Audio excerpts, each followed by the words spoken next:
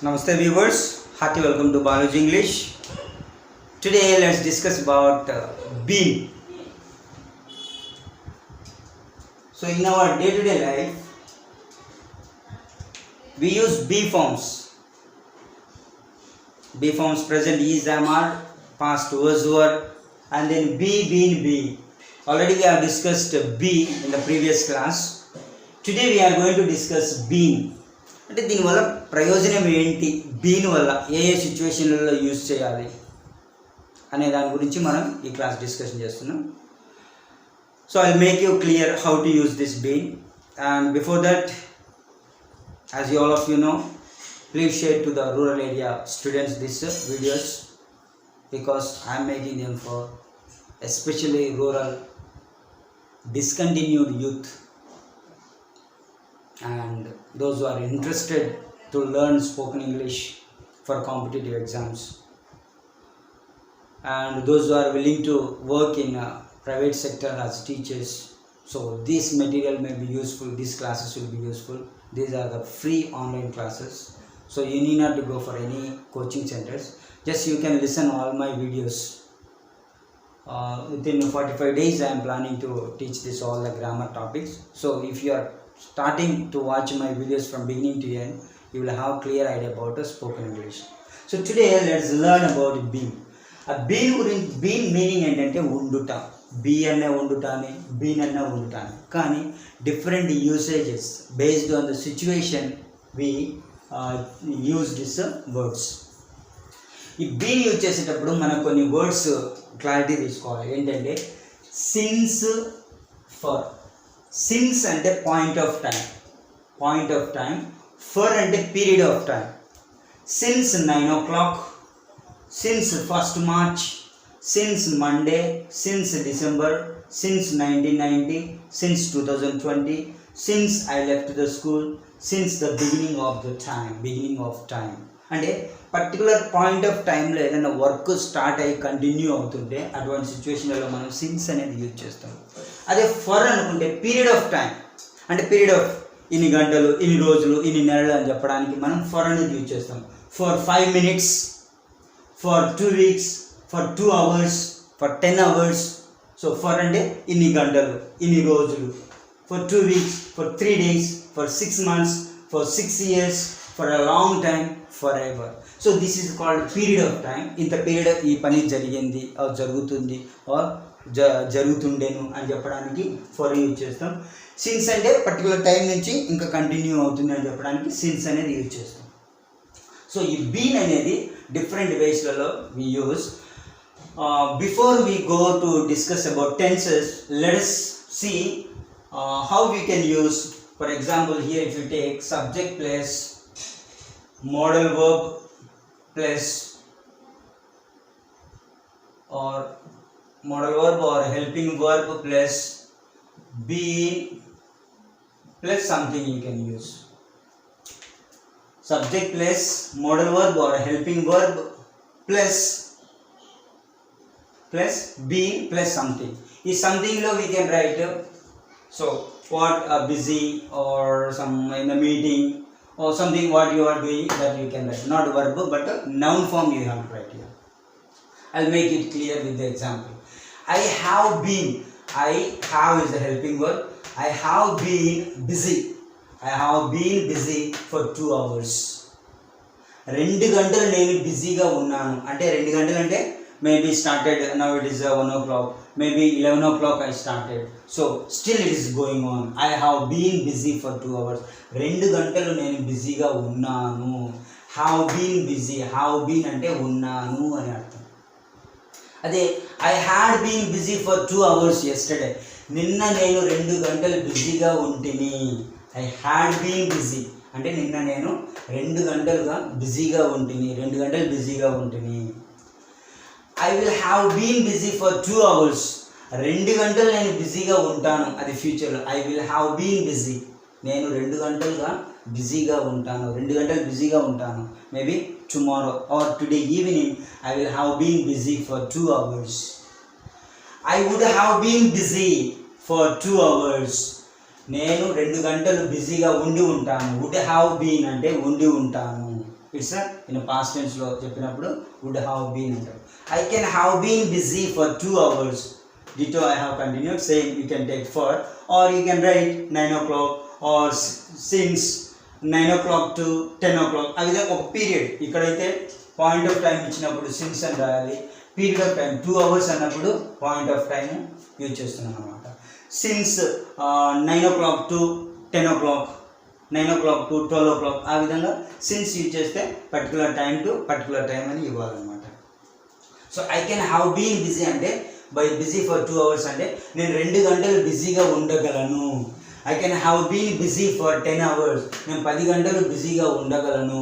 10 గంటలు బిజీగా ఉండగలను. I could have been busy for 2 hours, నేను 2 గంటలు బిజీగా ఉండగలిగి తిని. 2 గంటలు నేను బిజీగా ఉండగలిగి తిని. కుడ్ హ్యావ్ బీన్ అంటే ఉండగలిగి తిని అని. I may have been busy or I might have been busy, నేను బిజీగా ఉండొచ్చు. పాసిబిలిటీ మోర్ పాసిబిలిటీ ఉంటే మే, లెస్ పాసిబిలిటీ ఉంటే I might have been busy for 2 hours, 2 గంటలు నేను బిజీగా ఉండొచ్చు అనేది మీనింగ్ అనమాట. I shall have been busy, నేను 2 గంటలు బిజీగా ఉండాలి. Maybe today evening I shall have been busy for 2 hours, 2 గంటలు నేను బిజీగా ఉండాలి. I should have been busy for 2 hours, నేను 2 గంటలు బిజీగా ఉండిండాలి. I should have been busy in the morning ఉదయం నేను 2 గంటలు బిజీగా ఉండిండాలి అనే మీనింగ్లో I should have been busy అనేది వాడతాం. I use to have been busy for 2 hours, నేను 2 గంటలు బిజీగా ఉంటుంటిని. ప్రతిరోజు నేను 2 గంటలు బిజీగా ఉంటుంటిని. 2 గంటలు ఏదో ఒకటి రాస్తూ ఏదో ఒకటి చదువుకుంటూ ఉంటుంటిని. I use to have been busy for 2 hours daily in the పాస్ట్లో నేను ప్రతిరోజు 2 గంటలు బిజీగా ఉంటుంటిని. I must have been busy for 2 hours, నేను తప్పకుండా బిజీగా ఉండాలి. మస్ట్ హ్యావ్ బీన్ అంటే తప్పకుండా ఉండాలి.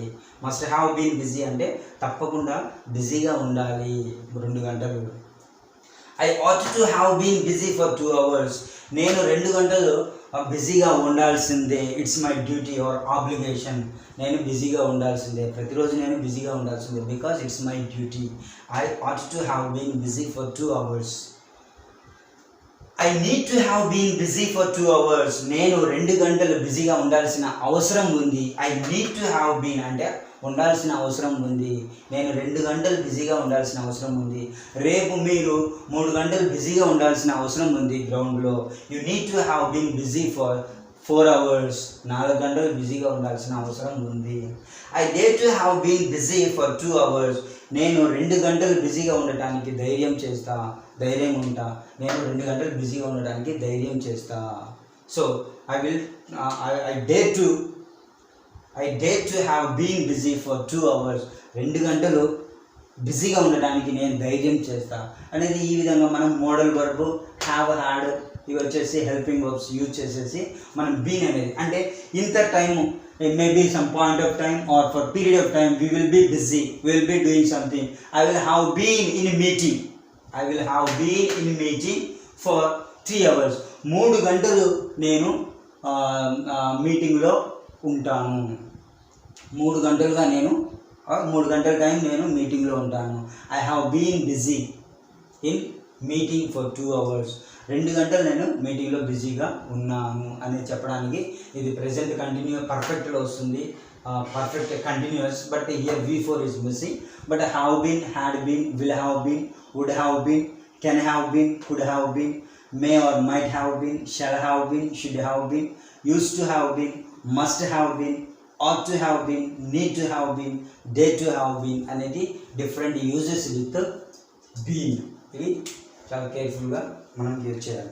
ఇకపోతే మనకు ప్రజెంట్ పర్ఫెక్ట్ కంటిన్యూస్ టెన్స్లో తీసుకుంటే he has been sleeping since morning, ఉదయం పడుకున్నాడు, నిద్రపోతూనే ఉన్నాడు. ఇప్పుడు టైం లైన్ తీసుకుంటే గడిచిపోయింది, ఇదంతా పాస్ట్, ఇది ప్రజెంట్, ఇది ఫ్యూచర్. సో ఎప్పుడు స్టార్ట్ అయింది? పాస్ట్లో స్టార్ట్ అయింది. అంటే మార్నింగ్ స్టార్ట్ అయింది, వాడు నిద్రపోతూనే ఉన్నాడు, ఇంకా జరుగుతూనే ఉంది. స్టార్ట్ చేశాడు కానీ కంప్లీట్ కాలేదు, జరుగుతూ ఉంది. So he has been sleeping since morning, since point of time, ఎప్పటి నుంచి? ఉదయం నుంచి.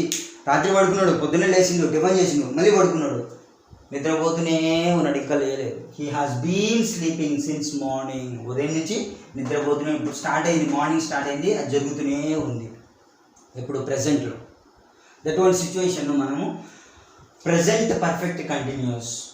అదే ఇంకోటి చూసుకుంటే they have been preparing for groups for 6 months. They have been 6 months back start చేశారు పని, అది జరుగుతూనే ఉంది, వాళ్ళు ప్రిపేర్ అవుతూనే ఉన్నారు. They have been preparing, he has been sleeping. అంటే ఇక్కడ హ్యాస్ బీన్ తర్వాత V4 వస్తుంది అనమాట, అది గుర్తుపెట్టుకోవాలి. ఇక్కడ మనకు V4 ఏం లేదు, వర్బ్ ఏం లేదనమాట. ఇవి హెల్పింగ్ వర్బ్స్ యూజ్ చేసి మాత్రమే ఈ యూసేజ్ ఉంది. ఇక్కడ మాత్రం మనకు V4 వస్తుంది. Have been or has been or had been or will have been అనేవి వస్తాయి, మనం తర్వాత డిస్కస్ చేద్దాం. ఇక్కడ వచ్చేసి has been or have been, has or have plus been plus V4 ఉంటే అది ప్రజెంట్ పర్ఫెక్ట్ కంటిన్యూస్ టెన్స్. ఒక అతను వెయిట్ చేస్తున్నాడు, ఇద్దరు ఫ్రెండ్స్ చెప్పారు, అరే నేను అక్కడ వెయిట్ చేస్తుంటే నువ్వు వచ్చి అంటాడు.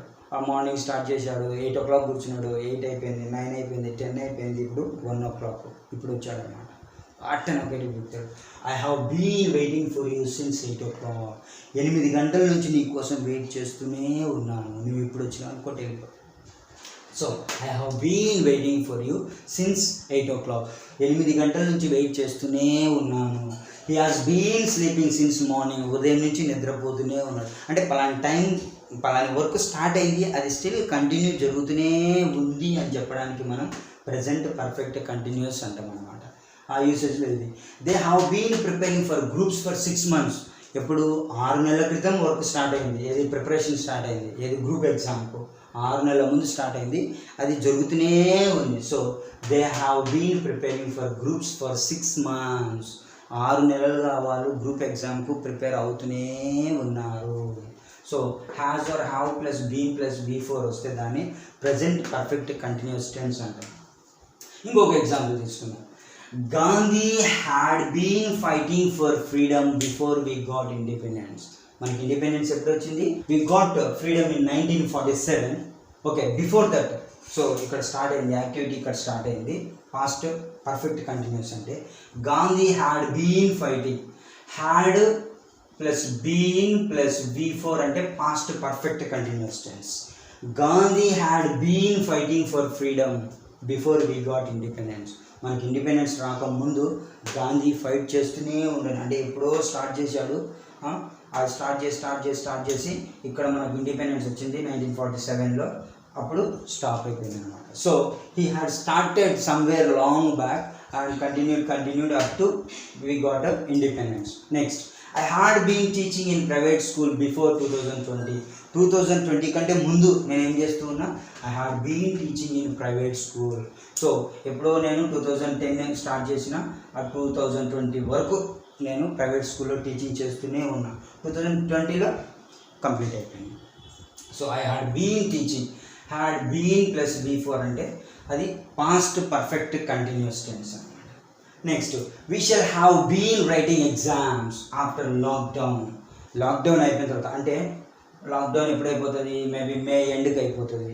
మే ఎండ్ తర్వాత సంథింగ్, ఇప్పుడు 17 అన్నారు, May 20 or something. So it will start in the future. Writing exam, it will start somewhere in the mid of May and it will continue for some time, maybe 10 days. So we shall have been writing exams after lockdown. Lockdown తర్వాత మనం exam రాస్తూ ఉంటాము. Exam తర్వాత lockdown తర్వాత మనం exams రాస్తూ ఉంటాము. I had been teaching, నేను టీచింగ్ చేస్తూ ఉంటుంది. ఎప్పుడు? 2020కి ముందు నేను టీచింగ్ చేస్తూ ఉంటుంది. గాంధీ ఫైటింగ్ చేస్తూ ఉండేను before we got 47, sorry, before we got independence Gandhi had been fighting for freedom. So ఈ విధంగా present perfect continuous, past perfect continuous, future perfect కంటిన్యూస్లలో ఈ బీన్ అనేది యూజ్ చేస్తాం. Here we are using V4 and without using this verb forms, here we use by adding something like noun we use in the place of something and we make sentences. So in this way we use this been. So be careful with regarding this, and we should keep in mind about the since and for, the differences between since and for. In this way you need to improve your communication skills. Thank you.